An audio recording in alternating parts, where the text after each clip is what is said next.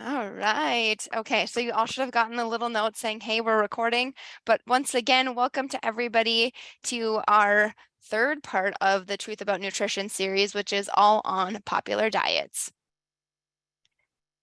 Before we get started, you maybe know the spiel if you've been on a couple of these before, but if you need or want captions, you should be able to find that button at the bottom of your Zoom window.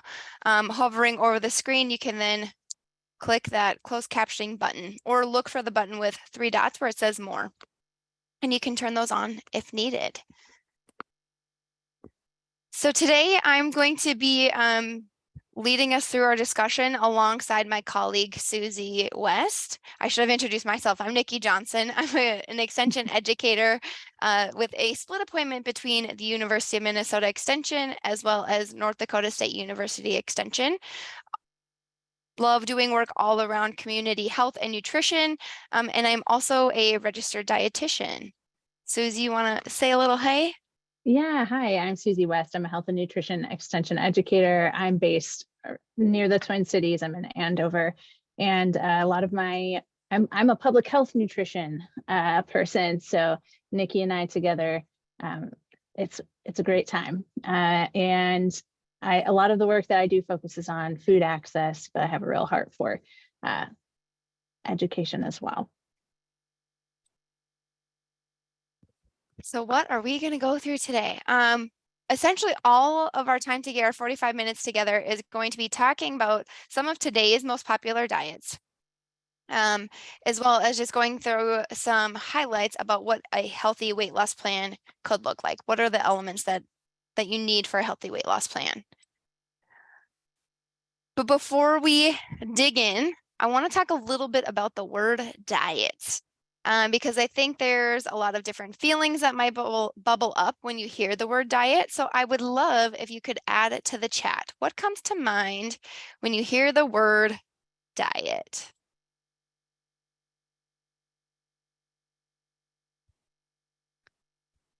Yo-yo, weight loss.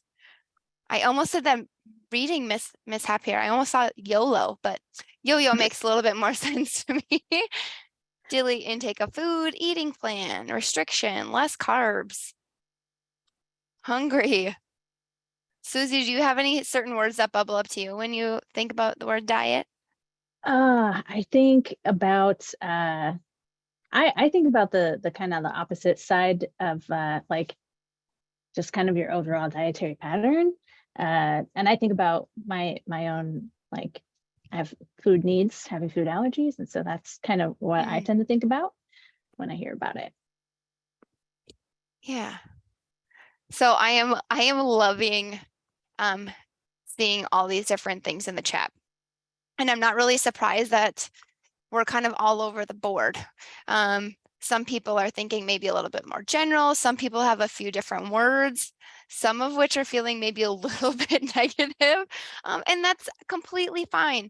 There are a lot of different definitions and feelings that surround the word diet, what it means, the thoughts and ideas that are tied to that specific word. So to kind of start us off, Susie is going to go through our definition of a diet, what that looks like. We're going to have some common terminology for today's call. Yeah. All right. Let's see if I do this. Will it go advance the whole slide, or is it gonna just do one? All right. Yeah. So diet tends to, like, it can refer to these kind of narrow prescriptive kind of eating patterns, but it is also encompasses like the entirety of the food that you eat, or an animal or a community might eat. But it can also refer to this like special kind of course of food that you might restrict yourself to in order to lose weight, or for medical reasons like a food allergy, or it could also refer to, I think, like religious food exemptions or preferences and practices as well.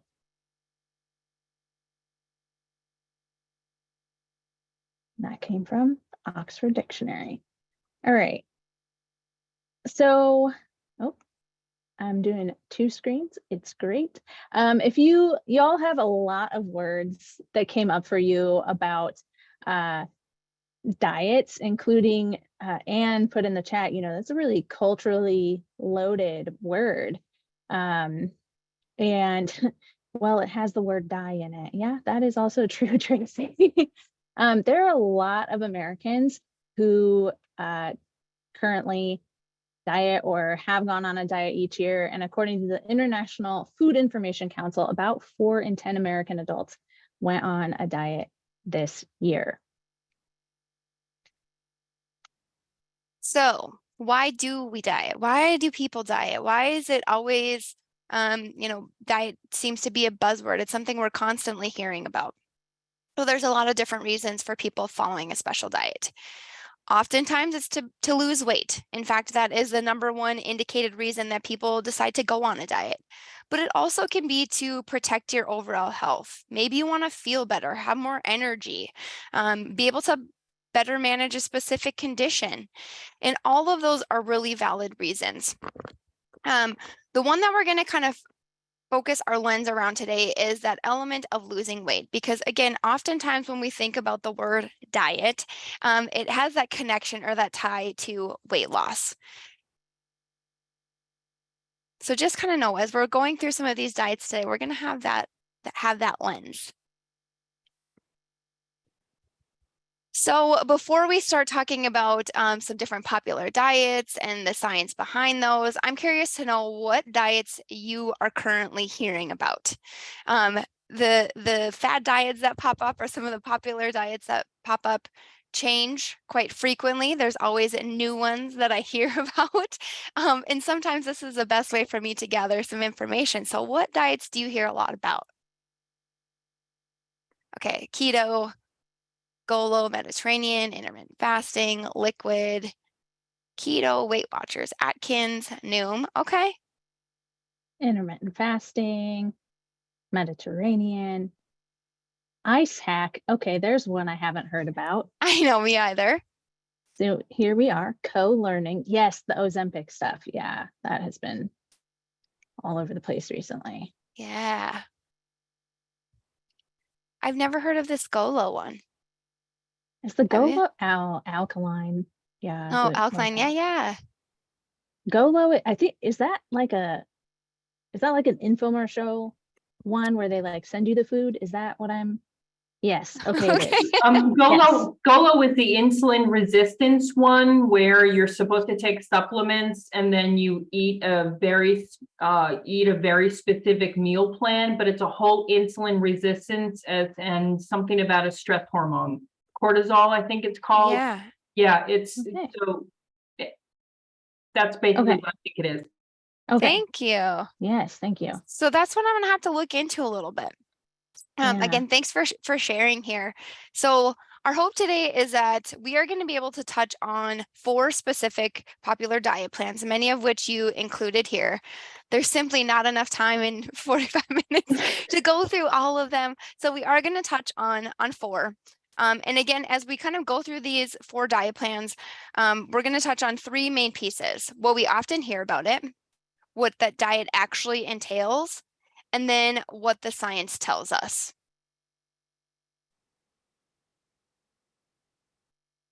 So with that, oftentimes the diets that we hear about are what we call fad diets. So those popular diets are often those fad diets. Not always, but quite frequently, the two are one and the same. And a fad diet is defined as an intense and widely shared enthusiasm for something. But oftentimes a fad diet is one that is short-lived and doesn't have a lot of research behind it. Oftentimes too, people who are taking part in a fad diet are very committed to their specific beliefs. Like, this is going to be the one, this is going to be the trick that's going to change my entire life. And because of that, that person might be a little bit resistant to learning a little bit more or even changing their beliefs about that diet despite overwhelming evidence. So why do we want to talk about this? It's because it's good for you to know this information beforehand, before you start committing to a specific diet plan. It's good to know whether or not the science is there to support it, or whether it falls more into this category of a fad diet. So when you take a look at the list here on the screen, oftentimes if you can say yes to one or more of these items, you're kind of looking at a fad diet, one that is meant to be short-lived. It's not something that's necessarily going to support long-term success. So if you see a diet on an infomercial or something on the internet, or maybe even a friend tells you about it, the first thing I always want you to look out for, does it sound too good to be true? Hey, you're going to lose 10 pounds this week. Oh, makes my heart hurt a little bit. It sounds too good to be true. That's going to be a red flag. If it promises those really quick results with very little effort, all you have to do is take this tiny little pill, or all you have to do is this one thing, and you're going to lose all the weight you've been hoping to lose for. That's going to be another red flag. That's where I'd want you to start asking some more questions. Something else that you want to look out for is product sales. Now, that's not to say that there are healthy eating patterns or plans out there that might have an element to it that requires purchase, but typically not. Especially if it's the only place you can get it is through that website or that plan. That usually means, again, they're trying to sell you something, and they don't necessarily have your best interest at heart.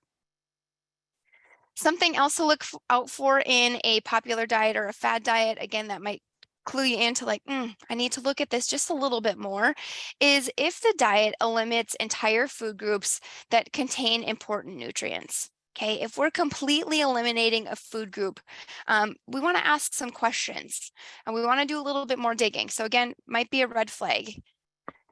If there are risks or limitations from that diet that maybe aren't communicated. So a good example of this might be, hey, we're going to have you eliminate the whole dairy food group, but they're not going to tell you what that could mean for your overall health. They're not telling you about the risks that might be associated with completely eliminating a dairy diet. That's going to be something else you want to look out for. And finally, and I think this is maybe the piece in which people tend to forget about the most, is that we want to make sure that if we are going to commit to a specific healthy eating plan or a diet plan, that we check out the research. It's not necessarily a quick Google search and saying like, oh, this one looks good. It tells me all the things that I want to hear, but rather you want to look for peer-reviewed studies and check whether or not, was this study sponsored by somebody? Was this a paid for research project? We want to be able to see a lot of evidence backing up whether or not this plan is good for long-term sustainable health. Now, again, if you see any of these things or one of these red flags pops up, do some more questioning before you make a commitment. And on that note, we are starting out the day here with the keto diet. All right. I love how Nikki structured this series. We're going to start off with a little fact or myth, and we're going to have that on this slide. Fact or myth: a ketogenic diet is the best diet for weight loss. Throw it in the chat what you think, or give us a thumbs up or something. Myth: oh man, oh my gosh, woo, coming in hot with the myths. All right, okay, great. Y'all already got it. So keto diet has really been shown primarily in these short-term kind of settings to be effective for weight loss kind of off the bat. But let's move into a little bit more of what other things you might hear about keto. Keto is something that it seems like, I don't want to say everybody has tried at some point, but it's I know so many people who have tried keto for some period of time.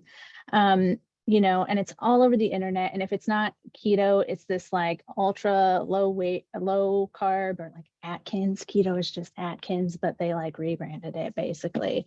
It's really hard. There's this whole part about eliminating carbs and then replacing carbs with these things that are supposed to be carby substitute, like cauliflower for rice. or, you know, instead of using bread, you're going to use like this cheese wrap for your sandwich or whatever. And a lot of things, a lot of these like whole grain pieces get replaced with other stuff. And yeah, the main draw, I think, for a lot of people for keto is that you can lose weight really quickly with keto. And let's talk a little bit more about that. Oh my gosh, I'm having a hard time advancing the slides, but it's okay. We're all in this together. All right, so basically what is it? High fat, low carb diets. And it really eliminates or restricts your intake of like carbohydrates, including things like whole grains primarily, but don't forget the carbs are present in other things like fruits and some veggies and legumes and that kind of thing. And primarily they want to try and keep, you know, your carbohydrate intake to 50 grams of carbs a day or less. Currently, carb intake is recommended to be 45 to 65% of your daily intake, which would be 225 grams or 325 grams of carbs per day versus keto recommending 50 grams of carbs per day. And also, sorry, I was going to tack onto that too really quick, Susie. While the goal is to keep it under 50, some more specific diet or keto diet plans even have it as low as like 15 to 20 grams of carbs. That's like a literal, that's like a banana. Yeah. Not even banana, that's not even bananas, it's a banana a day. So yeah, they tend to be like obviously really low in carbs and higher in protein and fat. But that ratio is very different from what is currently recommended. And, you know, keto really developed as this way to treat epilepsy. And there are some people for whom that is a therapeutic medical intervention to do a keto diet for sure. We don't want to discredit that at all. That can be a really challenging thing though for people that don't need that to maintain. Oh, Grace said that she has heard it could be helpful with chronic migraines too. I don't know about the research on that. And so a lot of times people end up cutting out like sugary foods, cutting out fruits and whole grains and vegetables that really are primary sources of fuel for our bodies. Carbs are our body's preferred source of fuel. And so we're cutting that out a lot. So what even does 50 grams of carbs look like? Because that can be something that is hard for us to comprehend. So like that'd be like a regular sized apple and a medium potato. So that's about 51 grams. I looked at my bagel this morning and it was like 46 grams of carbs in my bagel and like 8 grams of carbs in my peanut butter, probably more than that because I use a lot of peanut butter because I want that extra protein. And that'll be all my carbs for the day. If you can't tell by our faces and our expressions right now, we're big fans of carbs. Again, that's our body's preferred source of fuel. It's easier for us to break down. But also think about the other food groups that we're eliminating, like all these vital nutrient sources that would be eliminated if we're reducing carbs or reducing the intake of. Yeah, a banana, 27 grams, half a cup of oatmeal, those whole grains, that fiber that's so good for our digestion and glycemic stuff, like milk, thinking about the carbs in your milk. 1 cup of cooked pasta and a 1/4 cup of marinara sauce would be 48 grams. And 1 cup of cooked pasta is not very much pasta. This is just, you can see like how restrictive it is of our body's primary preferred fuel source, which means that our body's going to have to be working harder to break down the protein and the fat in order to get energy from those. And that's, I guess, part of the appeal is to go switch our bodies into that mode. But let's talk a little bit about the science behind it as well. All right, so there have been there's actually been quite a bit of studies around keto and not necessarily keto specifically calling it that, but like these low carb, ultra low carb, high fat, higher protein diets over the years. And they are could be effective as a short-term tool, potentially medium-term tool for weight loss. And and potentially for things like obesity and diabetes. But really the benefits of keto are like the risks of keto can outweigh the benefits for people in a lot of those cases. Those studies also tend to be in small groups over short periods of time, so it's hard to gauge effectiveness. And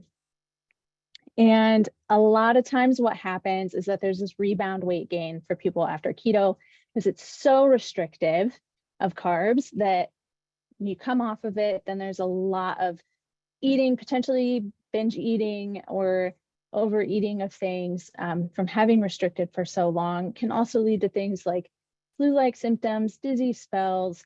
There's also like quite a bit of data that shows that these higher fat diets tend to increase like cardiovascular risk factors. I know there was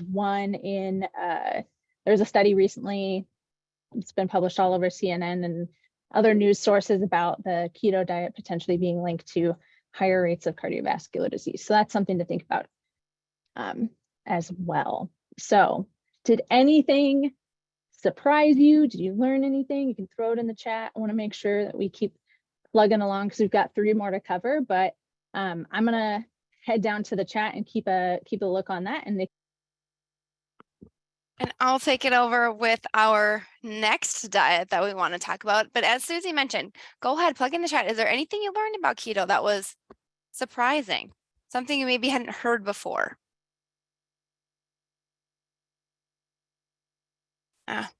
Some things that maybe weren't so surprising, but maybe just reinforced. I appreciate that. So the next diet that we wanted to touch on is the Whole30 diet. So our factor myth scenario here is reducing added sugars and alcohol intake is good for your health.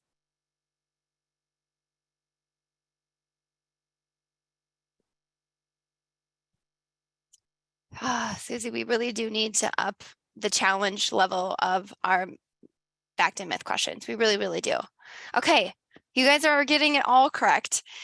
Yes, reducing your intake of added sugars and alcohol are great things that you can do for your health and are a part of the Whole30. However, Whole30 can take these to extremes that could potentially be unhealthy, and that's something we want to look out for. So Whole30, what is it that you hear?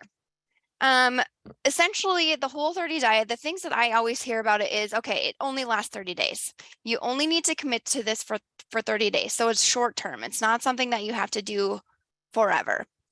As a part of this diet, you are going to really work on eating real whole food.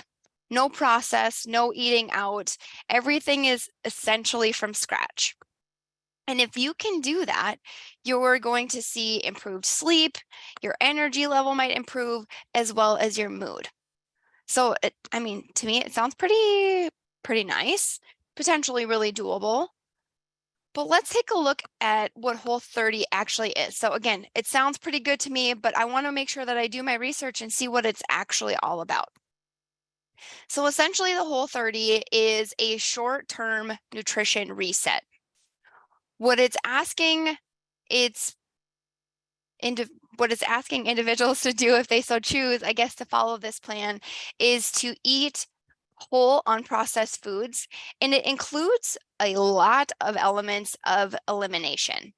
As you can see on the screen here, there is an entire list of foods in which that you need to completely avoid throughout your time. At certain points of the program, you might be eliminating even more foods and be able to kind of add them back in. But you are eliminating a lot of different things in your diet. Whole30 is very reminiscent of what we call a paleo diet. And so it focuses a lot on whole foods, whole grains, fruits and veggies and things like that. But there are a lot of things in which you would need to avoid. And I don't know about you, but when I look at this list, I already feel overwhelmed. I'm like, oh my gosh, there's a lot of rules, which I think can be a little bit scary. And so that gives me a little bit of anxiety, I guess, but also looking at this list, I'm seeing some foods on here that I know have fantastic nutrition. They have a lot of health benefits that I would normally encourage people to eat. Legumes is a great example. Beans, peas, lentils, those types of things. Not only are they great sources of different micronutrients, but it's got things like fiber. It keeps you feeling fuller longer. There's a lot of health benefit to beans or legumes. And again, some of the other items on here as well. There are a few other things about the Whole30 diet that I want to point out about what it is. So the creators of the Whole30 diet, Melissa Urban and her ex-husband, Dallas Harding, are just two people who decided that they wanted to try something to help out with Dallas's, I think he had a shoulder injury at the time. So they were looking for some maybe anti-inflammatory type things. So Melissa and Dallas have zero expertise, background, education in health, nutrition, or anything like that. And to me, that's a little bit concerning. If somebody is creating a diet and there's going to be some science behind it, I definitely want to make sure that the experts are the ones that are writing the things. They're the ones that are creating the plan. Somebody without any nutrition background, it's a little bit concerning and a little bit worrisome that they've got hundreds and thousands of people following their plan without all the research.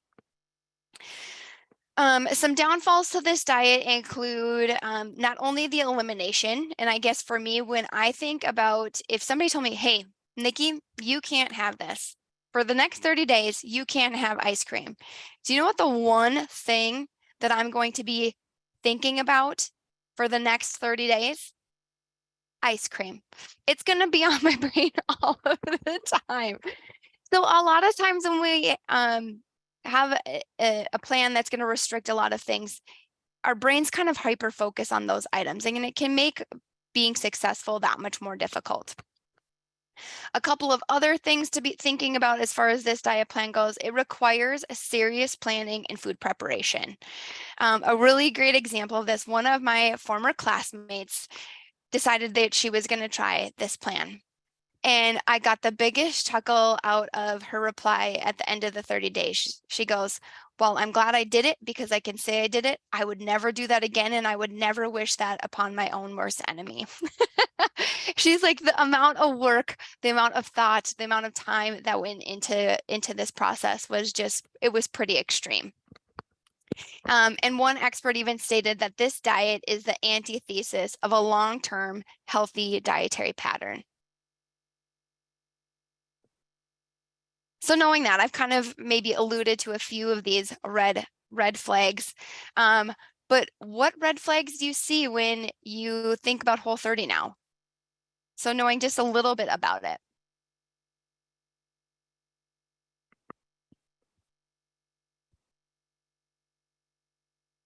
So we talked about like the fad diets. What are some of those things? Okay, restriction, lots of restriction. No beans and legumes. Completely eliminating certain food categories. Yes. Yes, expensive. I did not put costs on there, but you are absolutely right, Carol. Price tag on that's going to be a little bit high. Doesn't seem to be based on any sound nutritional knowledge. Yes, elimination of pleasure food could potentially be healthier than keto, right? There's elements to the diet that look good, right? And I saw someone had a question about whole. When we talk about whole foods, or at least when I talk about whole foods, I typically think about the food in its purest form as it possibly can be. So like whole grain. So that's going to be whole wheat, brown rice, quinoa, things like that. Whole fruits and vegetables rather than juices or really processed items. So the least processed, that's kind of what I think about when it comes to whole food. So those elements of the program sound pretty good, but it's not sustainable, right? So what does the science tell us? We were able to come to some of our own conclusions, but what's the science behind Whole30? At this point in time, I just checked again. So I checked in 2019 and again in the last couple of months here, but there have been no studies that have looked at the health impacts of the Whole30 diet. When you talk to dietitians, many agree that with the Whole30 diet, the emphasis on lean proteins, vegetables, and those unprocessed foods, as well as avoiding added sugars, alcohol, is definitely beneficial. Most of the time, if you ask a dietitian, they're going to say this diet is simply just too extreme. And I can't remember what source it is now, but I kind of giggled at this. The Whole30 diet has consistently ranked as one of the worst diets to follow. People are not loving it. And again, it's even just short term, but not something that is supported by science. So not on our high ranked list of plans to be following.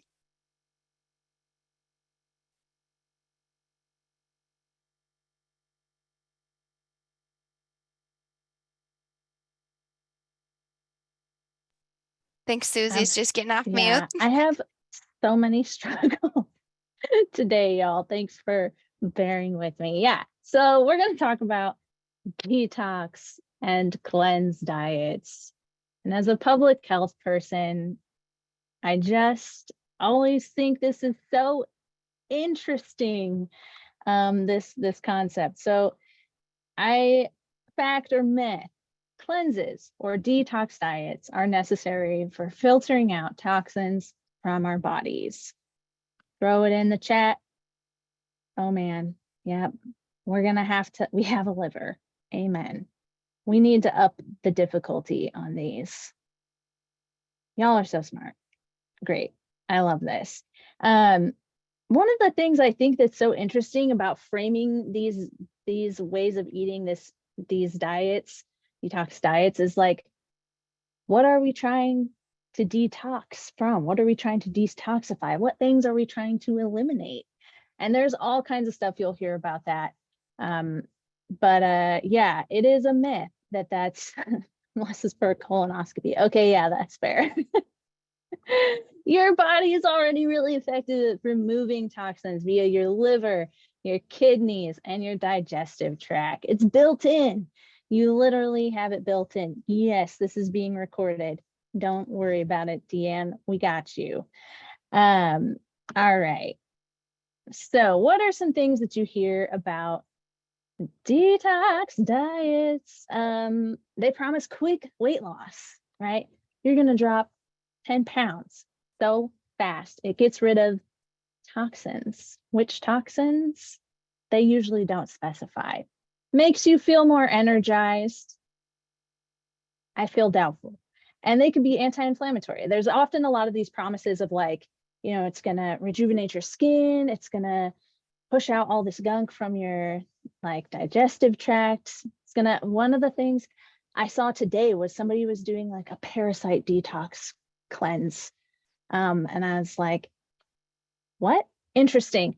So there's all these like very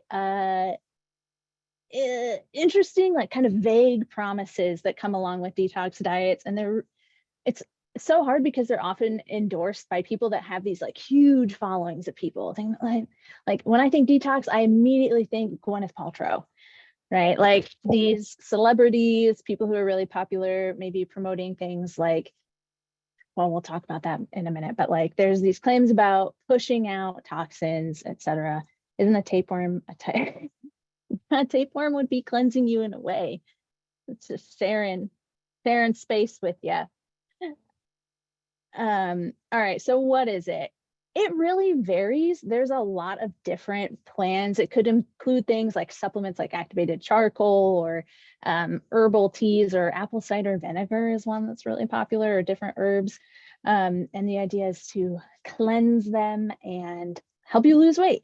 Sometimes it involves fasting or only drinking liquids. So they tend to be very, very, very low calorie. So like only eating juice or drinking juices, only drinking bone broth, only eating fruit, or only drinking celery juice, or whatever it is. So there's a lot of different kind of ways these things can look, and they might even be kind of sneaky in that way. And often they are very, they're typically short term, but I have seen some of these like detox cleanse diet sets that are for like a week at a time to only drink juice, which if is concerning to me. And it's interesting too, because there's not like a set definition of what a detox or a cleanse is. There's just like, everybody's kind of like, this is my cleanse that I'm doing. All sorts of things. All right, so let's talk about the science. If you want to talk about non-credentialed people giving really dangerous advice, detox diets and cleanses are where you're going to find it in bukus. Like, it's overflowing, the amount of people who are claiming to be experts in like body detoxification or whatever it is, selling you something to cleanse your body from the inside out. They vary widely, and there's like little to no evidence to support these scientifically. And it's important to know too that there are risks that come along with these things. There are risks associated with consuming these herbal teas. If they might contain things that could interact with medications, like activated charcoal can interact with medications you might be taking. A lot of times they contain herbs that are laxatives that could lead to things like diarrhea and serious dehydration. There's also been links to detox diets resulting in kidney failure in some people from whatever was in the product, whether that was like drinking lots of beet juice or these different like herbal supplements and that kind of thing. And there's like no calories. There's no calories to fuel your beautiful bodies and keep you going. And they're very expensive products. I looked at like a detox tea bundle that had like 3 products and it's supposed to be for like 30 days and it was like $80. Another one I saw for a 2-day juice cleanse was $125. And they expect you to do these multiple times. Maybe that's multiple times a year, once a month. That is just, you're bringing in the money for them, right? But there are also some like other things that can happen because you're not eating anything. What's going to happen when you stop that cleanse is you're going to rebound and eat a lot of weight or a lot of food that could result in weight gain. Yes, I also just saw the part about Gwyneth Paltrow doing ozone enemas. And that's actually another thing too. A lot of detox diets will promote like use of enemas and like coffee enemas. And yes, Nikki, yes. So they're really quite scary to me because there's so little nutrition, there's so little fuel for your body. And there's also really big potential for like negative effects, whether that's kidney, dehydration, all kinds of stuff. I hope that y'all avoid them, please. You know, the Press it. The other thing that I always think about with detox diets is when, you know, if you're eating very little or you are just drinking fluids or you are drinking something that maybe has really high amounts of fiber or like those laxatives that you mentioned in some of those teas, where are you going to spend your entire time that you're on this cleanse? I tell you what, you're not going to be out enjoying life.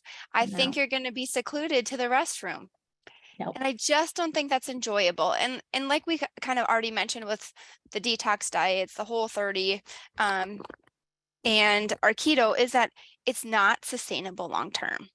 So you're going to be able to see that quick weight loss maybe, but it's going to come right back. And a lot of times when we do those yo-yo type diets, we'll see, you know, maybe we'll lose 5 pounds, but you might gain back 7. So that rebound weight, it's not only the weight you lost, but oftentimes a little bit additional. So if you can't tell, Susie and I, 10 out of 10, don't recommend a detox or a cleanse. Absolutely not. Nope. So let's move into our 4th and last diet that we're going to touch on this afternoon, and that is intermittent fasting. Now, when we talk about intermittent fasting, it comes in a lot of different forms, and ultimately involves breaking a fast or taking a break from eating. And we'll talk about the different types of that. But we do want to point out just right away that when we talk about intermittent fasting and the health effects or benefits or downfalls to this. It is all as a part of strictly a weight loss diet perspective. We recognize that there are some religious and cultural practices, like Ramadan's coming up here next week, that includes some fasting. That is not a part of our information here. So the intermittent fasting is different than our religious practices. So just like with our other diets here, fact or myth, intermittent fasting requires a person to fast for hours or even days. What do you think? Fact or myth?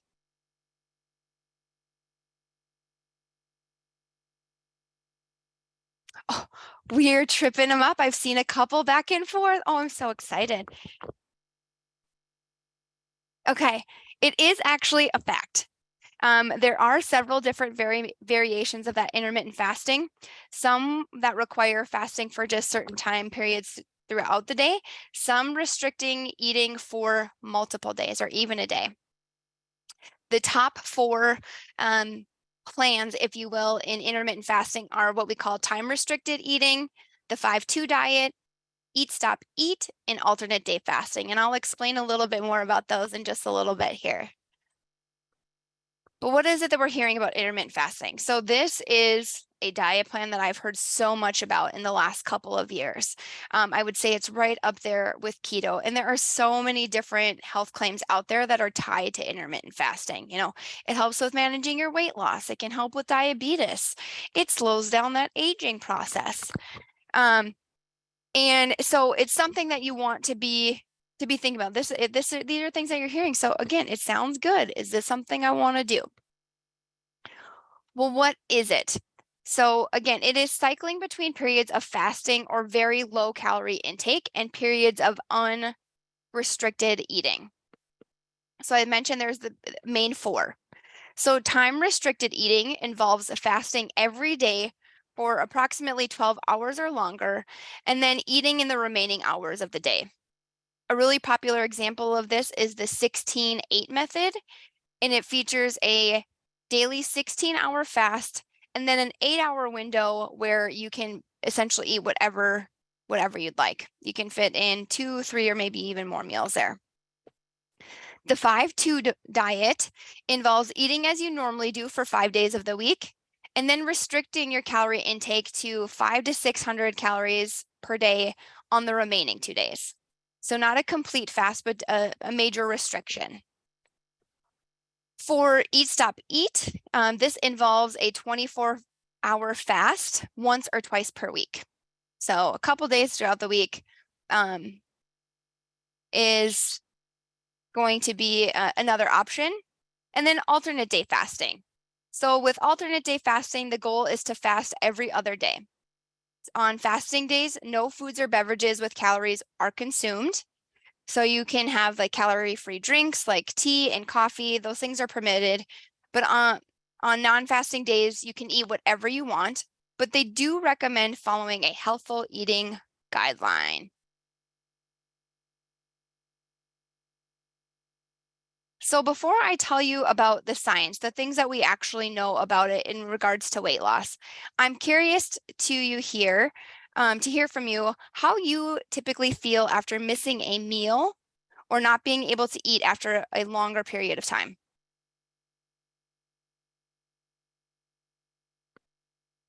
Get a little bit more hungry, we get sleepy, moody, Angry. couple of hangries in there. I have fasting blood work that I'm not doing until 9:30 tomorrow morning, and I don't know what I was thinking. So I'm intermittent fasting for a day, and I'm already stressed about it. Oh, I'm already sorry. planning what I'm gonna eat. Eating afterwards. Yeah. Yeah. So there's a lot of different feelings that we might experience if we haven't had a meal, and that's going to be different for everybody. So what does the science tell us about intermittent fasting? So again, like some of the other diet plans we were just talking about, but their evidence is really lacking to say whether or not intermittent fasting is a solid plan for weight loss. There have been some studies shown that there's benefits to the intermittent fasting, but those results have not been consistent in human subjects, or they've been seen in really small groups of people. So there is still research out there that's going to be going on, but we just don't have enough of it yet. So here's what we know. We need more research. We need more research on it, but it's also not safe. Intermittent fasting is not safe for certain groups of people. If you are pregnant, if you have diabetes, if you take medications that require food intake, any adolescents, or even those that might have a history of an eating disorder are really not recommended to be a part of IF or intermittent fasting. So at this time, again, while we have some research behind intermittent fasting, our results have not been strong enough that it is something that experts would want to say, hey, let's do this. A great question, Deb. Don't we all sort of, we normally, yes, exactly. Breakfast is breaking the fast. There are going to be automatically hours throughout the day in which we aren't eating, at least typically. But this is being planful about not eating for longer durations throughout the day, or as mentioned, maybe even full days at a time. And I think it's really important to note too on intermittent fasting that the results of weight loss from intermittent fasting aren't shown to be more significant than any other form of caloric restriction, because that's all you're doing is restricting calories hypothetically, because some people might end up eating more in that intermittent fasting window of eating anyway than they would have normally throughout the day because they were hungrier or whatever. So there's other ways that we can lose weight in more sustainable ways, which Nikki will talk about. But I just want to kind of wrap things up here with talking about diets. A lot of times these are really restrictive. And a lot of times there's an element of like, you got to buy this thing. We have this secret knowledge of this way of eating that is going to help you lose weight and re-healthify yourself and that kind of thing. They're not very sustainable. It's really hard to have a life and that participate in normal social activities if you're not eating during certain times, or you're eating a diet that's super restrictive. Can be really, really hard. And also just like hard on your body and your mind to keep track of all these things that you can and can't eat, often leading to weight loss that ends up being regained, typically more weight than you lost.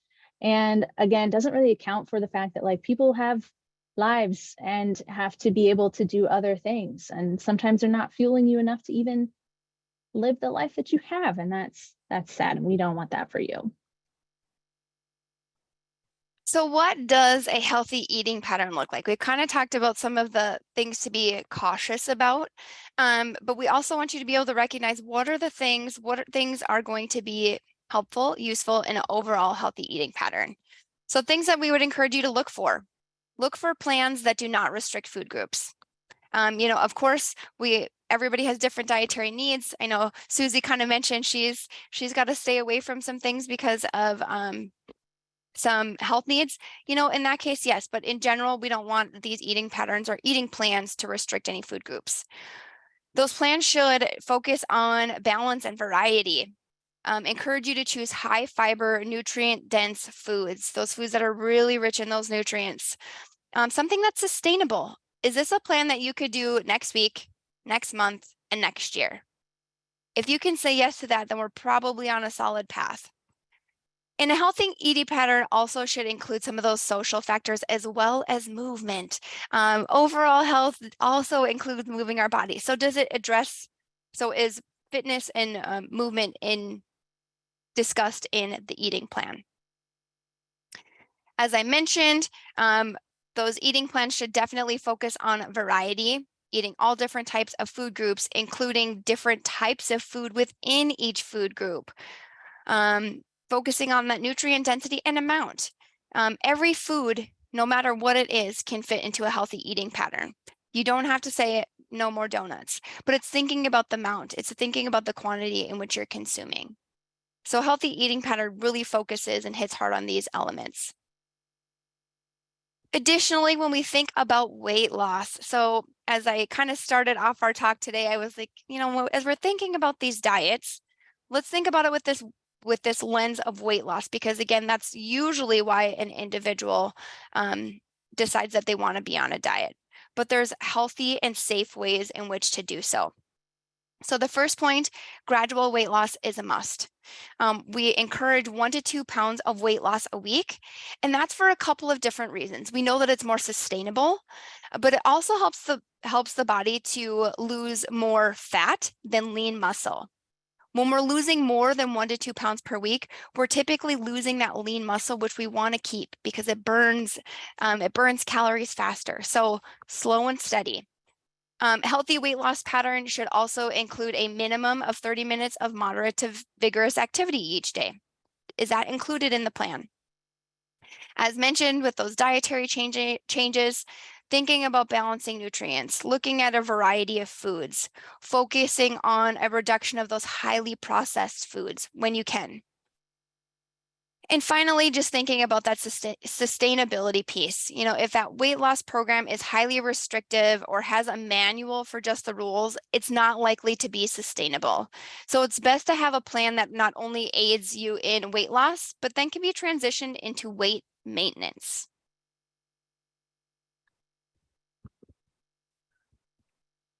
Finally, before we hit our summary and our evaluation here, I just did want to say that if you're ever in doubt, don't worry, there are experts out there that can help you and can give you very tailored information, something specific just for you. So I encourage you, when in doubt, ask a dietitian or check with your healthcare professional.